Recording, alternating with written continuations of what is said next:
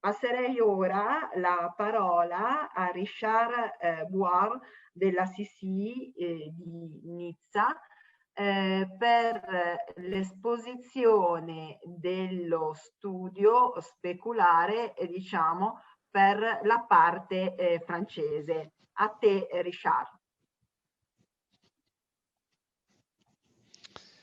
Bonjour à toutes et à tous. Tout d'abord, merci de nous permettre de présenter les résultats de la première étude que nous avons menée dans le cadre de Pays Capables. Je ne vais pas revenir sur l'ensemble des éléments qu'a présenté au démarrage de notre session Monsieur Casarino, ni de ce qu'Alison a rappelé de son côté. Et je vais me consacrer plus sur les résultats en termes d'outils de formation, alors que Madame Maury nous a présenté plus largement le travail. Je vais essayer de partager mon écran. Je vous demande un petit instant. Voilà, parce qu'on verra que dans la formation à distance, et ce qui nous a intéressé, c'était beaucoup les outils de formation numérique. Il y a de multiples outils et chacun s'habitue à son propre outil. Pour tout vous dire, j'utilise beaucoup Teams, mais très rarement Zoom. Alors, je pense que ça va le faire. Voilà.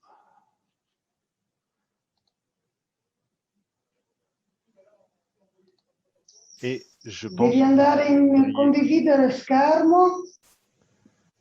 Je pense que vous devriez voir mon écran. Alors, comme vous me confirmez. Richard, vuoi che lo condivida io?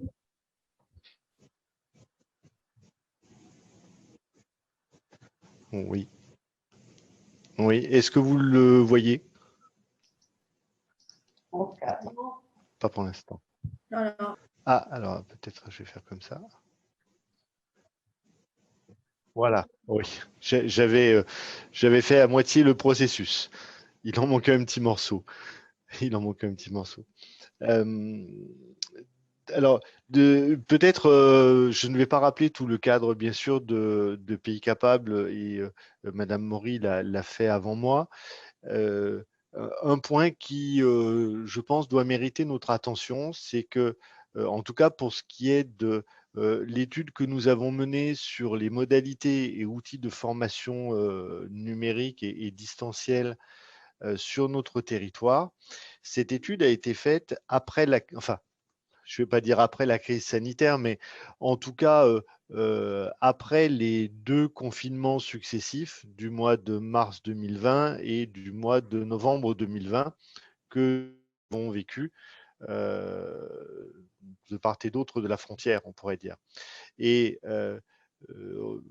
à travers les échanges qu'il y a eu avec les organismes de formation, les formateurs et les apprenants, il a été clair que leur représentation de la formation à distance s'est transformée parce que jusqu'à présent, peu menaient des formations à distance, peu vivaient des formations à distance. Tout à coup, l'ensemble de l'univers de la formation, apprenant comme organisme de formation, s'est retrouvé confronté à ce mode distanciel.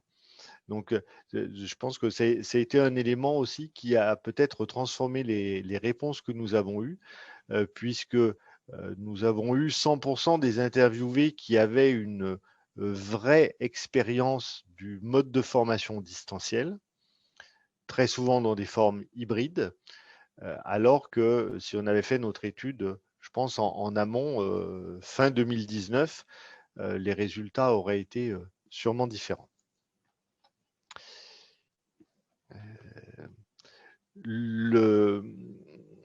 Comme l'a présenté tout à l'heure Madame Maury, nous avons en fait nous mené 2 études bien distinctes.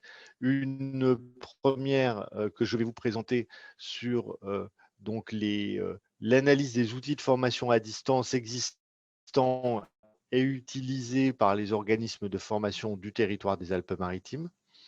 dans un objectif de comparaison aussi avec ce qui peut se faire du côté italien. Un objectif de détecter les nouvelles tendances de formation qui peuvent émerger. Pour le coup, on verra que tout le monde a été un petit peu contraint à se tourner vers la formation à distance. Mesurer l'impact du numérique dans la formation professionnelle et déterminer les besoins et attentes des différents acteurs en matière de modalités de formation et de mise en œuvre. Nous sommes en train de terminer la deuxième étude qui est plus spécifiquement sur les besoins en matière de formation qui arrivera à la fin du mois. En termes de méthodologie, pour mener cette étude, nous avons tout d'abord une phase qualitative avec des interviews de formateurs ayant enseigné en ligne pendant l'année 2020 et des interviews d'apprenants. Alors, apprenants au sens large, hein, puisque nous avions, on le verra tout à l'heure, mais un panel très large de types d'apprenants ayant suivi des cours en ligne pendant cette même année, avec comme objectif de définir les principaux outils utilisés, d'identifier les méthodologies employées à distance, et puis de lister les besoins et les attentes récurrents des deux groupes envers la formation à distance. Il nous a paru intéressant de se dire aujourd'hui, la formation d'une manière contrainte est devenue, en tout cas, est passée dans une forme hybride. Pour ce qui est de notre territoire et des acteurs de la formation en France, et notamment des financeurs, cette forme hybride qui avait du mal à s'imposer, aujourd'hui devient assez évidente. Donc, comment l'améliorer et comment faire en sorte que ce nouveau format de formation puisse satisfaire et les formateurs et les apprenants. Et puis une deuxième phase qui a été, elle, quantitative, avec un questionnaire administré par téléphone auprès de 64 organismes de formation du territoire, là aussi qui balaye un très large champ de compétences en termes de formation et de type d'apprenants. Nous avons voulu être le plus représentatif possible de ce que nous avions sur les Alpes-Maritimes, avec comme objectif de comprendre la gestion de la transformation digitale des formations et récolter les difficultés et les besoins autour des questions de numérisation de la formation. Alors, quelques éléments sur les répondants. Donc, une grande partie des centres ayant participé à l'enquête proposent des formations dans l'artisanat, les métiers manuels, le numérique, avec pas mal de formations bureautiques, marketing, communication, management et gestion, coaching également, et langue, la part artisanat, métier manuel étant une part importante, puisque on trouve à l'intérieur l'ensemble des formations autour de l'industrie, autour du tourisme, autour de la gastronomie, etc., etc. Donc, une part vraiment importante. En termes de durée de formation proposée, il nous a paru intéressant aussi de voir quel type de formation était proposé aux apprenants. Les formations vont de quelques jours. Nous avons aujourd'hui de très nombreuses formations qui se développent sur des temps courts, notamment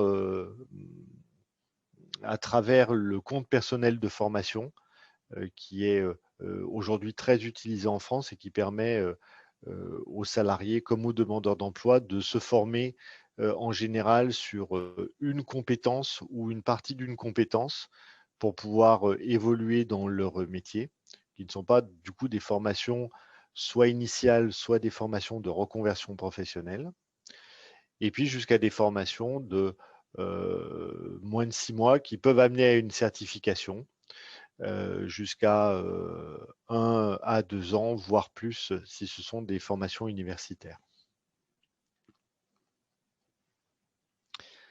Quelques éléments sur les répondants en matière de tranche d'âge. Donc là aussi, vous voyez que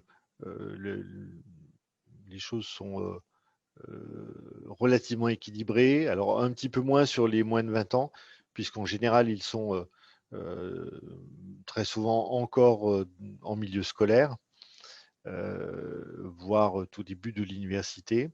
Une grosse part de 21-30 ans, et puis ensuite un tiers et un tiers, avec quand même un tiers d'apprenants qui ont plus de 41 ans.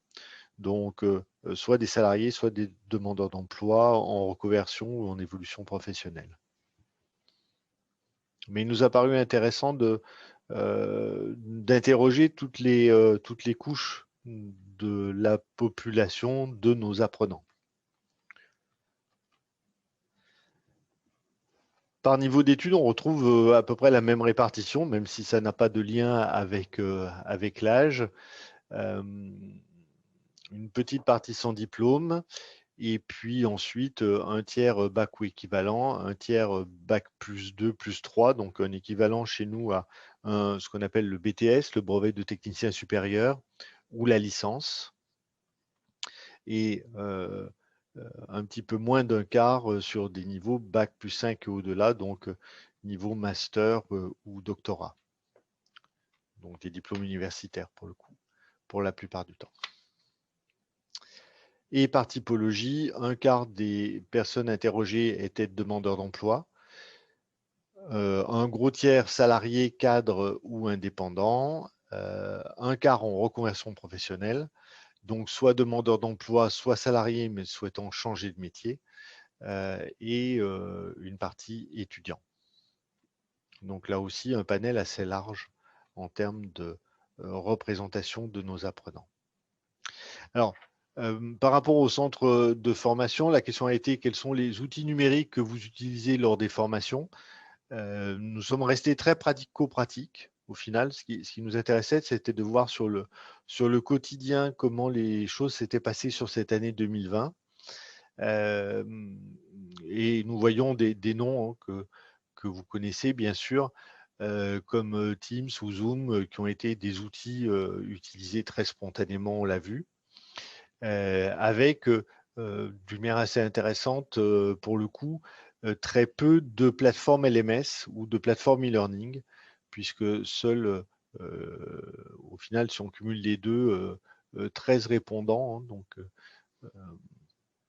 un nombre assez faible, utilisent ou ont à disposition des plateformes de learning management. À la question de la satisfaction, 74% étaient satisfaits ou très satisfaits des outils utilisés. Même si des difficultés sont apparues, notamment difficultés principales, des difficultés liées à la connexion Internet.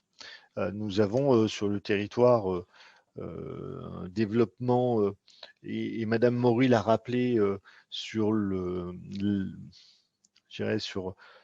territoire, à la fois une bande côtière qui est plutôt largement équipée, et puis ensuite une zone montagneuse qui, elle, a beaucoup plus de difficultés en termes de connexion Internet. Des difficultés liées également à l'utilisation des outils technologiques mis à disposition, aussi bien pour les formateurs que pour les apprenants. Et très souvent, les apprenants ne sont pas forcément très à l'aise, même s'ils sont jeunes et qu'ils ont l'habitude de manier tablette, téléphone ou autre, ne sont pas forcément très à l'aise avec tous les outils mis à disposition, surtout lorsque ces outils deviennent multiples. Des difficultés liées, donc on pourrait dire un premier pan de difficultés très techniques, et ensuite des difficultés que je qualifierais beaucoup plus de pédagogiques, des difficultés qui sont liées à l'adaptation des cours. Comment passer d'un cours qui a été construit pour être délivré en présentiel à un cours que l'on passe en distanciel, soit synchrone, soit asynchrone. Des difficultés liées à l'attention portée à la formation par les apprenants. Alors, c'est à la fois l'adaptation des cours, mais au-delà, et ça va avec la troisième difficulté liée aux interactions.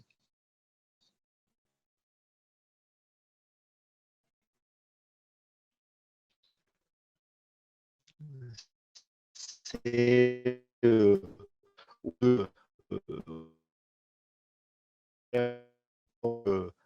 comment retrouver peut-être ce qu'on trouve en présentiel à travers un écran. Du coup, en termes de besoins, des besoins exprimés de la part des formateurs comme des apprenants,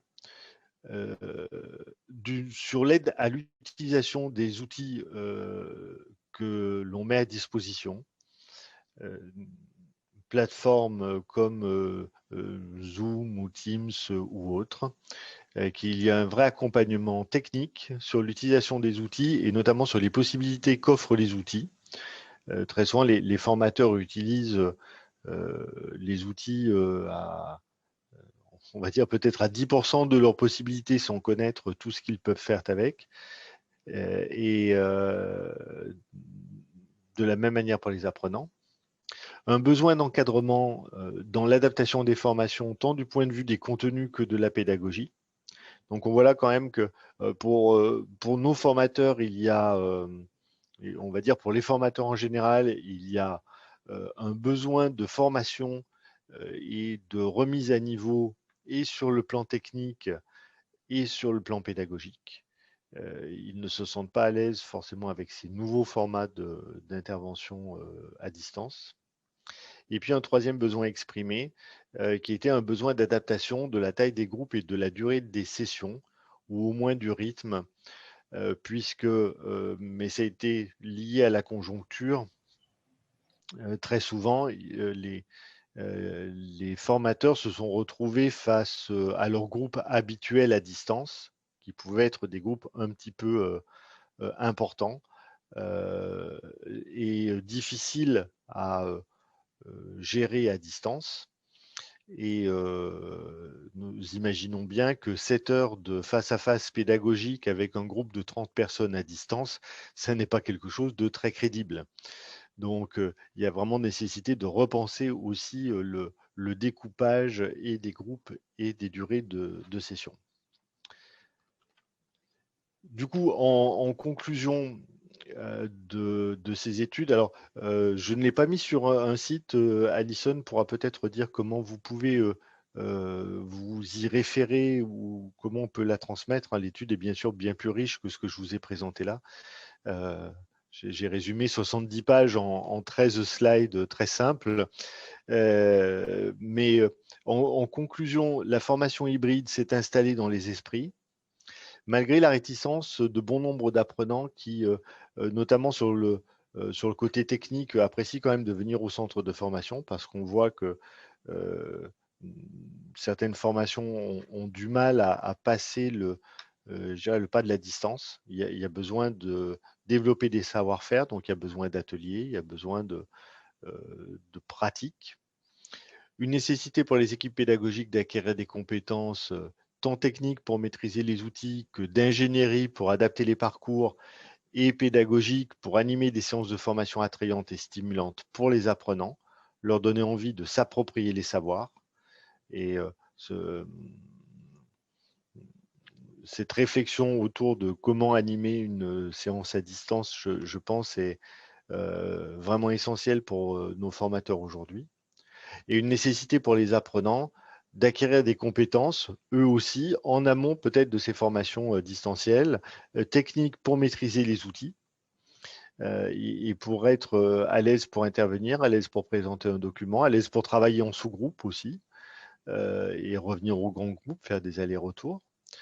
Et des compétences transversales pour être suffisamment autonomes, puisque très souvent cette question de l'autonomie est apparue, pour être suffisamment autonomes dans leurs apprentissages à distance. Travailler, on le sait bien, de chez soi, sans le groupe et le formateur en face à face, nécessite une autonomie dans ses apprentissages et une réelle motivation. On est dans un cadre différent du présentiel.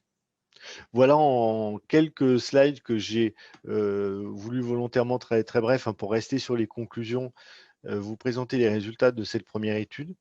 Je vous invite vraiment à la consulter parce qu'elle est très riche sur les réponses tant des interviews qui ont été menées qui sont pleins d'enseignements que sur la partie plus large des entretiens téléphoniques. Alors peut-être que pour certaines et certains d'entre vous qui, je n'en doute pas, sont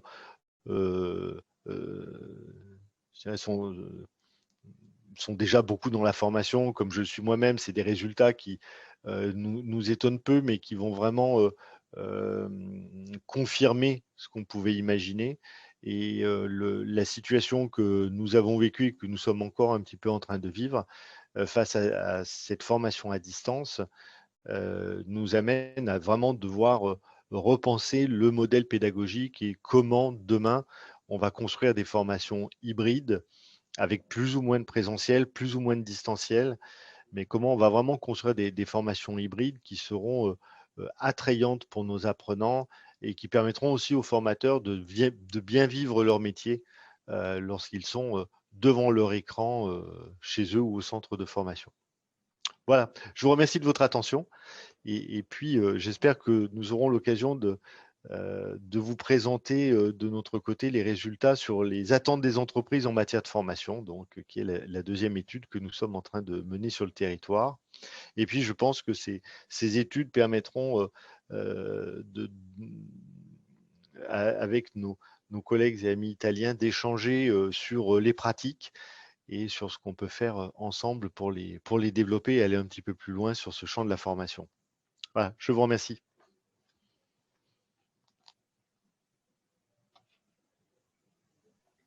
Grazie Richard per veramente la bellissima presentazione, anche graficamente molto evidente, che ci ha dato proprio evidenza del tuo lavoro e della profondità appunto delle tematiche, come sono state affrontate, soprattutto di questo cambio di passo che si è venuto a verificare a seguito della situazione di crisi legata al Covid-19, ma che forse ha permesso, diciamo, alla formazione di fare un passo avanti, magari di veramente evolvere e diventare qualcosa anche di più fruibile da parte di quelli che è l'utenza, perché gli strumenti informatici veramente oggi sono potentissimi in questo senso.